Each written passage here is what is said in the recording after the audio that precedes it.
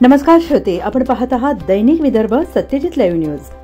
आमच्या सोबत आहेत गणेश पाटील, देऊळगाव साखरशा यांनी दिलेल्या माहितीनुसार देऊळगाव साखरशा येथे प्रजासत्ताक दिन उत्साहात साजरा।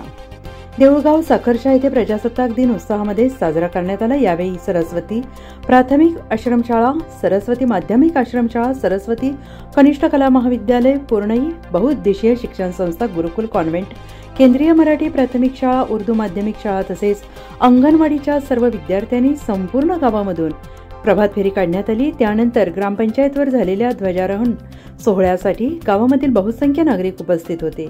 सर्व शाळेचे विद्यार्थी व विद्यार्थिनी उपस्थित होत्या।